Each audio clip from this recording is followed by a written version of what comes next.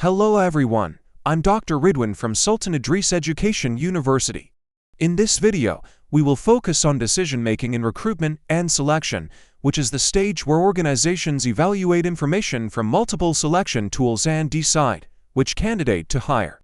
Effective decision-making is critical because selection decisions have long-term consequences for organizational performance, employee well-being, and legal compliance. Let us begin by looking at decision-making in recruitment and selection. Selection decisions are based on information gathered from various assessment methods, such as interviews, tests, reference checks, and work samples. The challenge for decision-makers is to integrate this information systematically and fairly. Good decision-making requires clear job-related criteria, consistency across candidates, and an evidence-based approach rather than intuition alone. Next, we will examine assessment errors and personal bias. Despite the use of structured tools, decision-making can be affected by common assessment errors.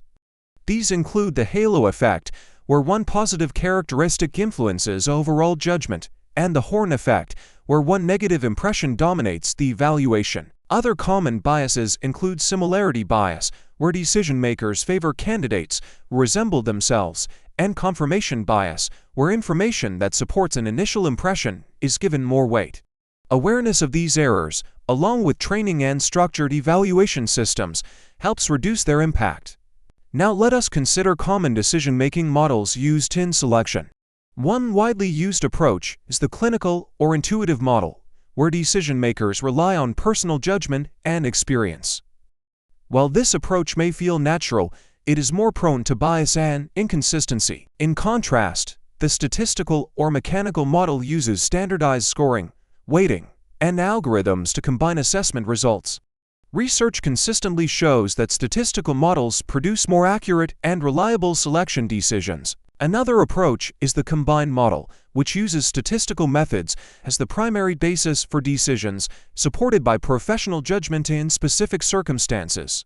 This approach aims to balance objectivity with contextual understanding.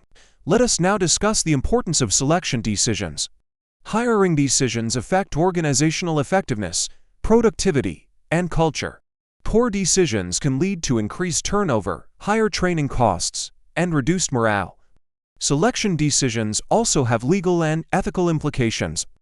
Organizations must demonstrate that their decisions are fair, consistent, and based on job-related criteria who avoid discrimination and legal challenges. To conclude, decision-making is a critical stage in recruitment and selection.